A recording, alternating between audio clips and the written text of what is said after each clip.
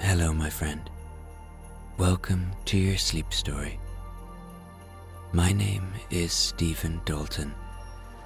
I'm an Irish storyteller, and it's my great privilege to be the voice that you listen to as you go to sleep tonight. Tonight we'll be visiting the Bookshop of Sleep at Christmas. You may have heard other chapters of the Bookshop of Sleep series, but it doesn't matter if you haven't. Each one is unique. You know, I've always loved reading books, and as an actor and storyteller, and being Irish, storytelling is part of my DNA. So I truly love creating the Bookshop of Sleep series because it offers me the opportunity to read from such amazing books and include them in the sleep story. So I hope you like it, and perhaps in the comments, let me know what your favorite book is. I'd love to get some new recommendations. Okay, let's do the relaxation session, which will take a few minutes before tonight's story. I'm going to count down from 10 to 1, and as I do, let go more and more.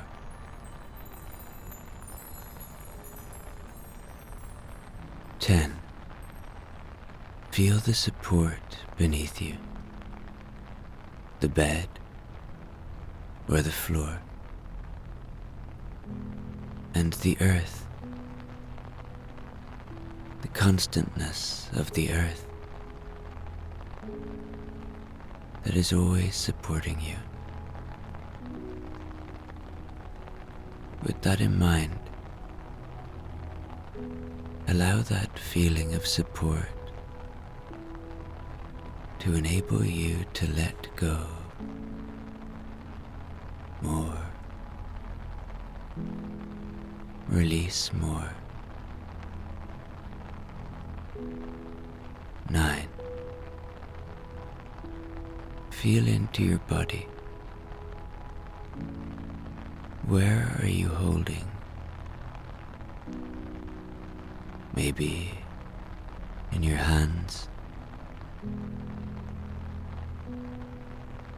in your feet, in your belly, in your face. Your body has worked hard for you today. Allow it to let go.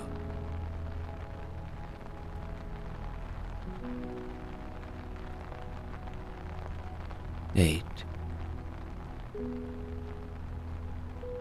Feel the coziness of this moment, the ability to just lie down,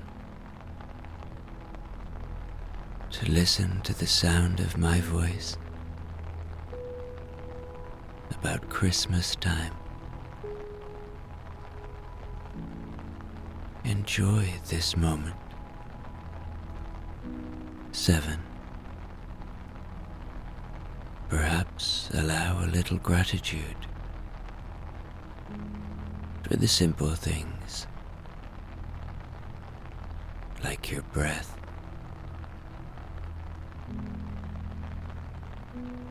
the shelter you have tonight,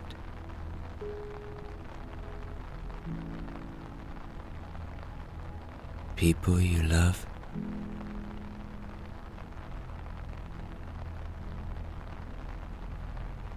6. The day is done. Whatever has been, has been. Whatever will be, will be. whatever thoughts you have about today. They're not useful right now. Don't fight them.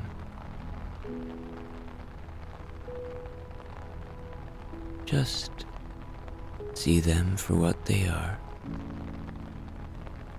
Thoughts, and let them float away like leaves on a little river.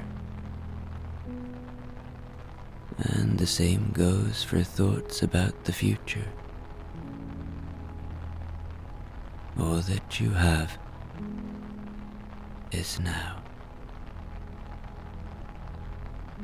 5.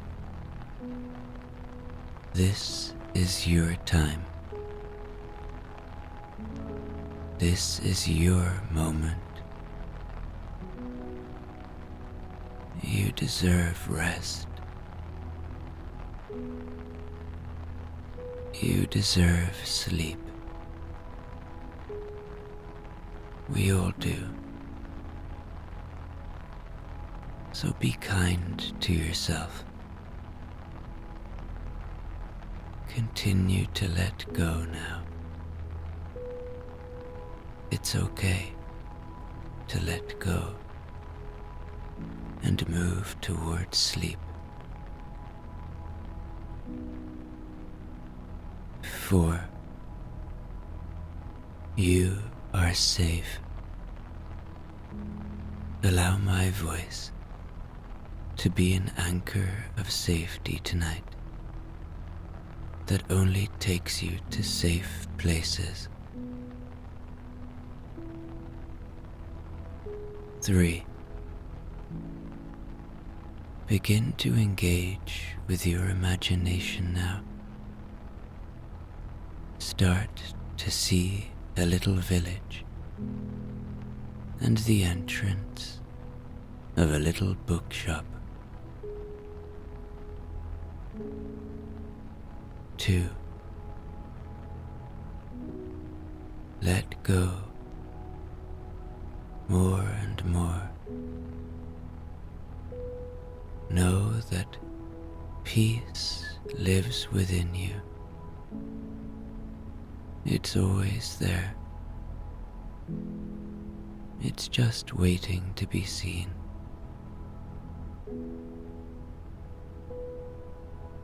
1. Completely relax now as I tell you tonight's sleep story. One Christmas Eve, in the little village, as usual, it was raining. Just the way the villagers and the visitors to the Bookshop of Sleep liked it. The rain, you see, the sound of it, helped them find sleep so much easier. Like every Christmas Eve, the Bookshop of Sleep was open to those from near and far, seeking coziness and sleep within its magical world. Behind the little door of the storefront, the old lady was there at her little desk, and as the evening progressed, a warm, festive feeling pervaded in the little village, and one by one, the villagers walked towards the Bookshop of Sleep. But of course, that night, the villagers would be choosing to read Christmas books. Oh, I should tell you, in case you are new to the Bookshop of Sleep, that a great and generous kind of magic lived here. The villagers loved how the Bookshop of Sleep, or the old lady, would sometimes choose the books for them to read. They also loved that the books were read to them. Now that it was Christmas, the Bookshop of Sleep was beautifully decorated. To behold this otherworldly place that sat behind the little storefront was to behold something truly spectacular. Upon entering the bookshop that Christmas Eve, the villagers were immediately enveloped in a warmth that seemed to radiate from the very soul of the room. The great ancient oak tree stood proud in the center of the bookshop, its sturdy branches stretching out like wise old arms, ready to embrace the weary and the dreamful. A constellation of softly glowing lanterns hung from the boughs of the tree, each one crafted from stained glass that cast a kaleidoscope of gentle colors upon the walls and floors. The oak itself was adorned with delicate hanging candles encased in glass orbs, flickering and dancing, their flames protected from the whispers of the winter breeze that occasionally swept through the open door. These living lights brought the oak to life, its bark a canvas of light and shadow, creating an ambience that was grounding and soothing.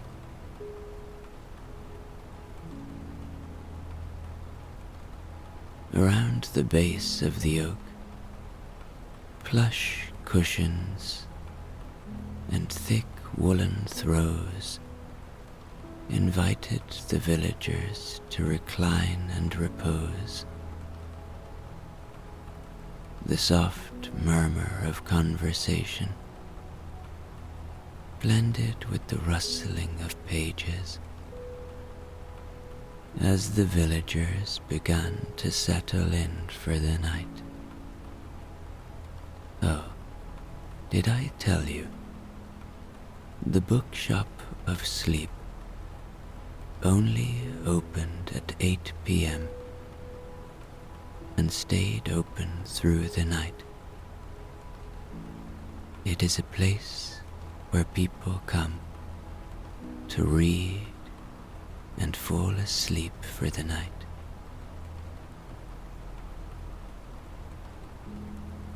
The glass room, a haven of quietude, was especially inviting on this night. The gentle fall of rain upon its roof provided a symphony of nature's lullabies,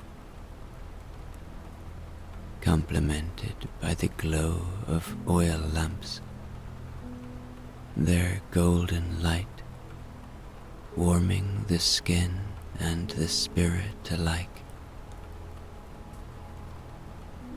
Throughout the bookshop, nooks and crannies were illuminated by the soft light of beeswax candles, each flicker revealing a new corner to explore,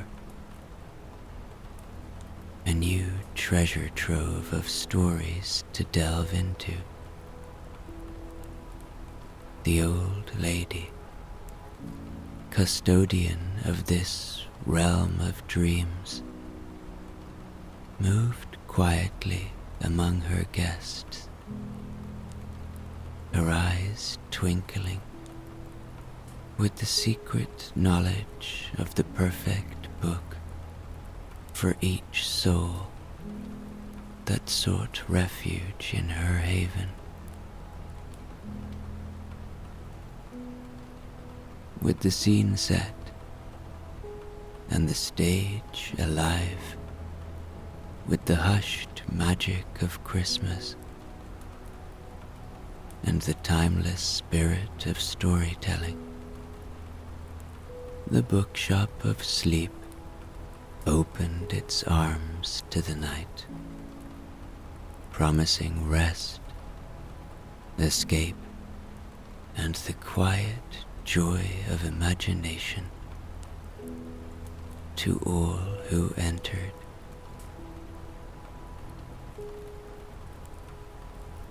The Baker family, who had never been to the Bookshop of Sleep before, but decided to come for Christmas, climbed the spiraled wooden staircase that wound around the trunk of the ancient oak, each step echoing with anticipation. When they reached the top, they entered the great room,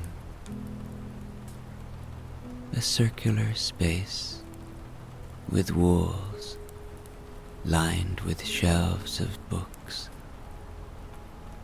that seemed to have always been a part of the tree itself.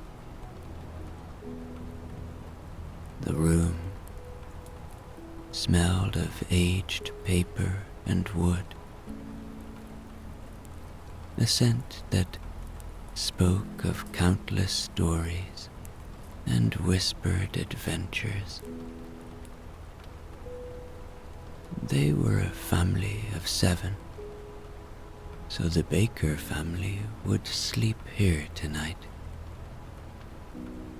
The mom and dad in the great 4-poster bed, and the children in the various hammocks that hung around the room. This was a literary sanctuary where the wood of the shelves seemed to have grown organically from the walls.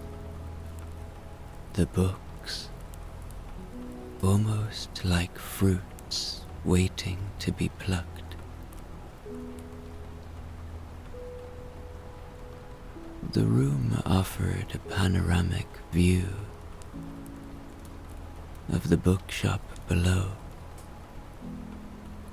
the sleeping places atop the bookshelves, the great fire roaring in the corner,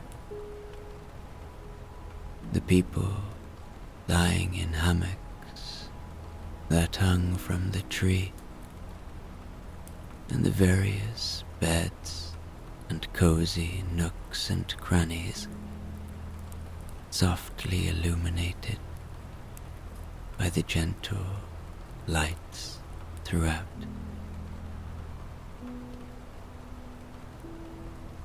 But it was here, in the heart of the great oak, that the magic of the bookshop truly came alive. As the family found their places,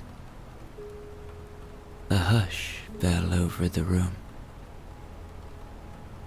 and the book before them, A Christmas Carol,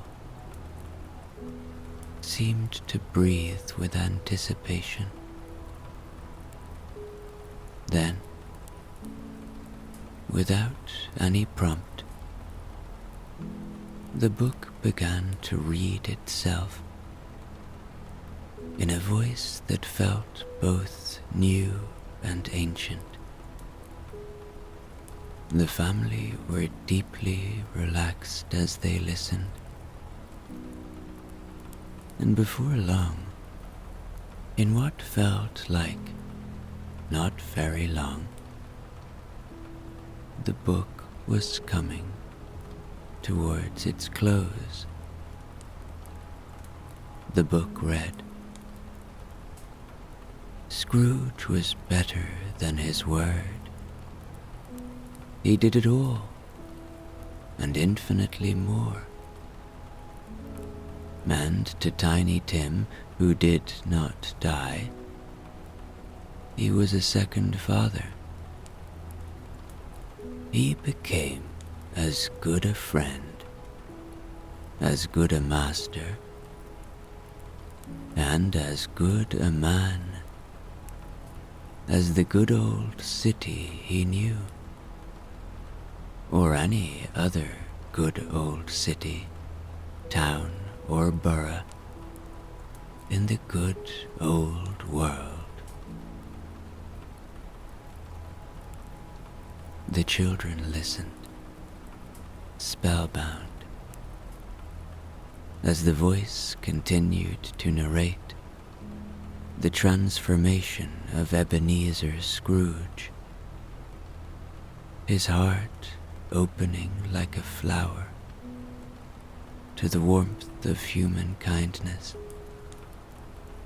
and the joy of giving.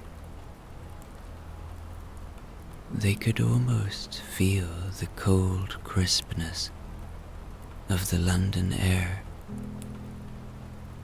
see the flickering lamplight of the shops, and hear the laughter of families gathered to celebrate the season. The book continued. Scrooge and the spirit were again upon their travels. Much they saw, and far they went, and many homes they visited, but always with a happy end. The spirit stood beside sick beds, and they were cheerful. On foreign lands, and they were close at home, by struggling men, and they were patient in their greater hope, by poverty, and it was rich. The voice from the bookshop filled the great room, enveloping the Baker family in the story's embrace. A Christmas Carol continued, the tale of redemption and the true spirit of Christmas echoing through the boughs of the oak. The world outside, with its gentle rain and quiet streets, seemed to listen too, as if the very village had become a part of the narrative. In time, everyone had heard of the change in Mr. Scrooge, and it was always said of him that he knew how to keep Christmas well, if any man alive possessed the knowledge. the story read on, and the family, surrounded by the scent of old books and the gentle patter of rain, felt the peace of the season settle in their hearts. They were together, wrapped in the warmth of a story that had been told for generations. A story that seemed to make the very air within the oak shimmer with the magic of Christmas. In the grand glass room of the Bookshop of Sleep, an old couple, Violet and Kenneth, their lives entwined through a century of love, chose to settle in for the night. The room was a marvel, with walls and a ceiling of clear, rain-kissed glass, through which one could watch the gentle ballet of the storm outside. The double bed in the center of the room was dressed in linens of the softest cotton and blankets of the finest wool, inviting the couple to lay down and entwine their fingers as they had done for so many years. The book chosen for them by the bookshop's mysterious wisdom was none other than The Gift of the Magi by O. Henry. It was a tale befitting the couple's own history of love and sacrifice, a story of giving and the true richness found in selfless acts.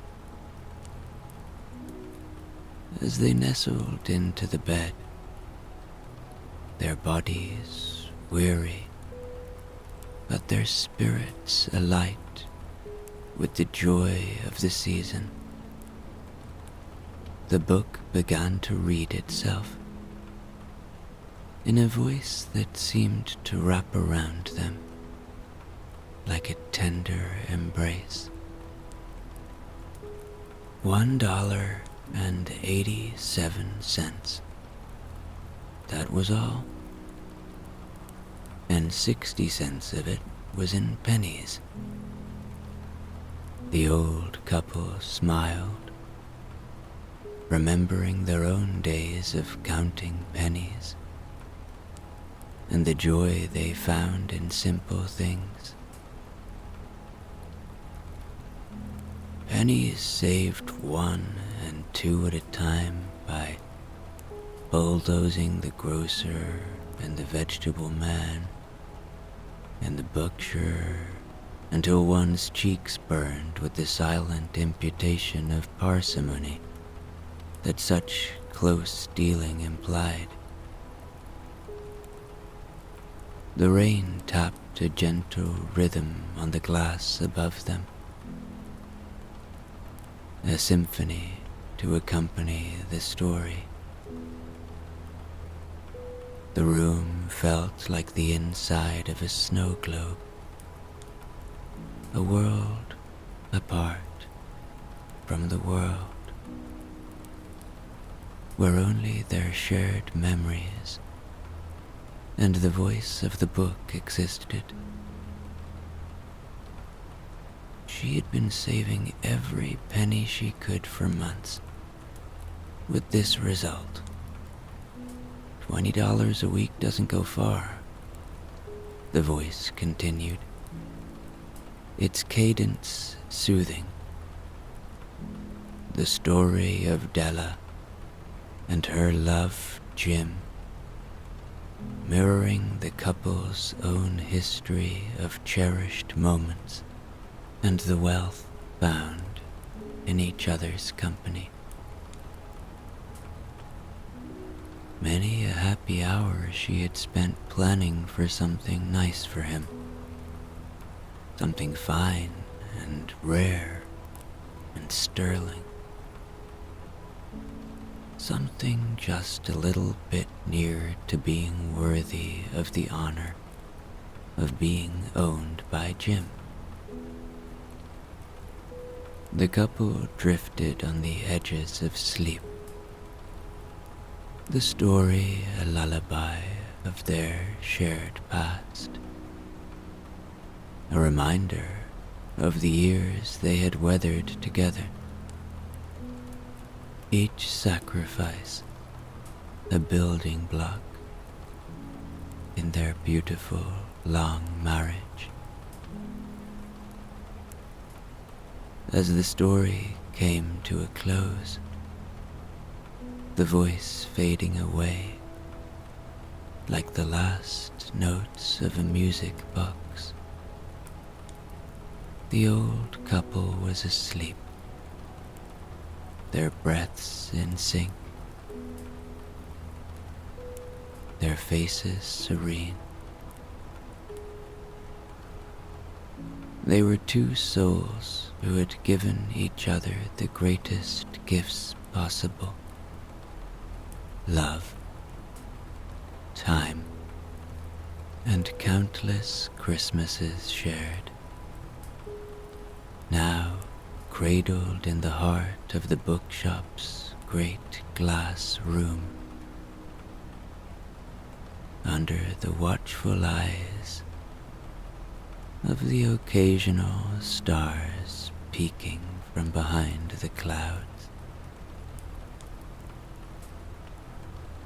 In the heart of this otherworldly, magnificent bookshop, beneath the wide, welcoming branches of the ancient oak,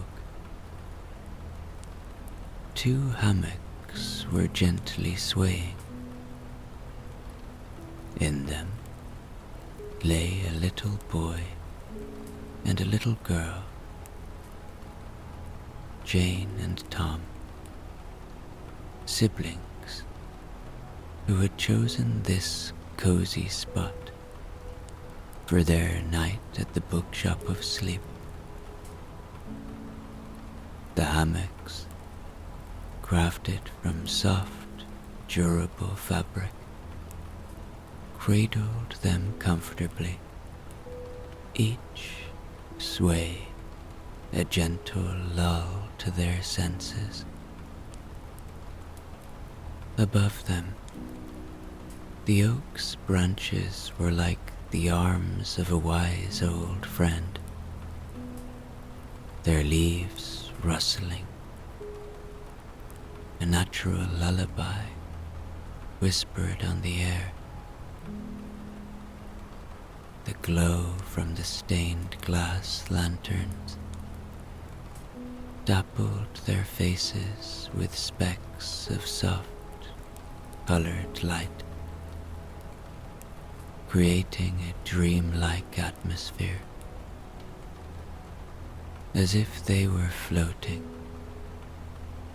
in a tranquil sea of stars. For their bedtime story, the bookshop had selected The Polar Express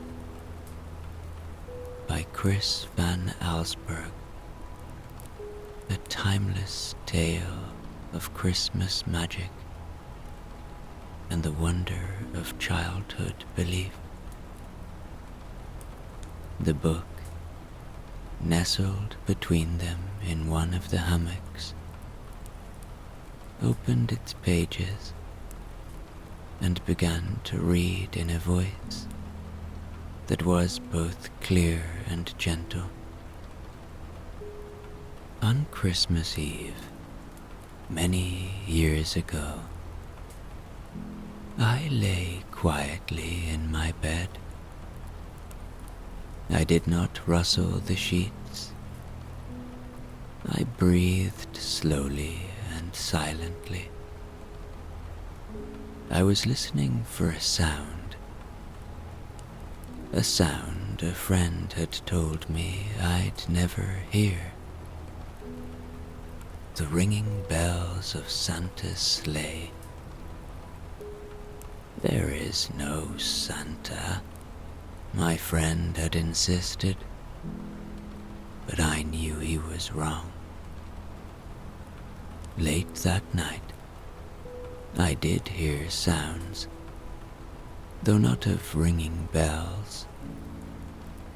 From outside came the sounds of hissing steam and squeaking metal. I looked through my window and saw a train standing perfectly still in front of my house. The Bookshop of Sleep, a haven of tranquility and dreams, was now filled with the soft sounds of contented sighs and the rustling of pages as villagers settled into their chosen nooks. Each corner of the shop was a cradle of peace, lit by the warm glow of lanterns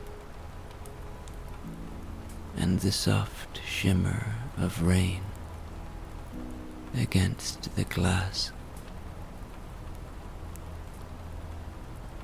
Near the back of the shop,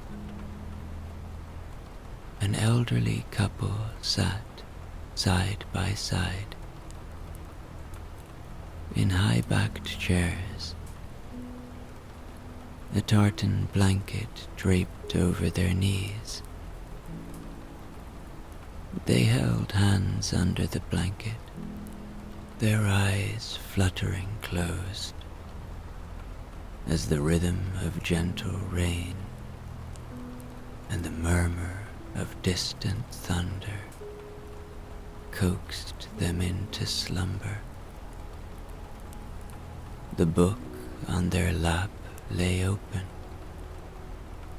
Its story paused, as if waiting for them to return to its pages. In a cozy alcove, a young woman reclined in a chaise longue, a half-finished cup of herbal tea cooling on the table beside her. A book of poetry lay open across her chest, rising and falling with her slow, even breaths. The soft flicker of a candle on the nearby shelf cast dancing shadows across her peaceful face. By the fireplace, a small group of friends had gathered, all pretty sleepy now, still being read to by the Bookshop of Sleep. This time, one of the great Christmas poems. 'Twas the night before Christmas, when all through the house not a creature was stirring, not even a mouse.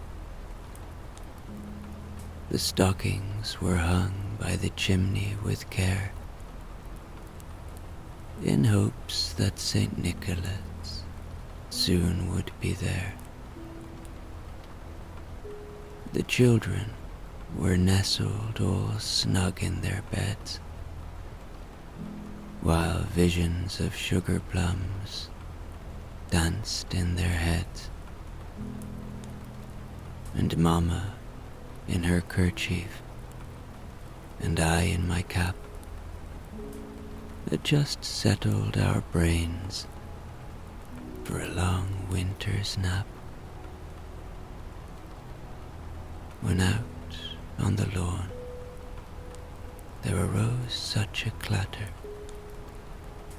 I sprang from the bed to see what was the matter.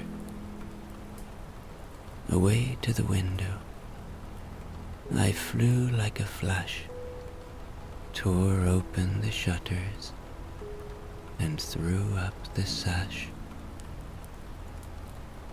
The moon on the breast of the new fallen snow gave the luster of midday to objects below, when what to my wondering eyes should appear but a miniature sleigh and 8 tiny reindeer,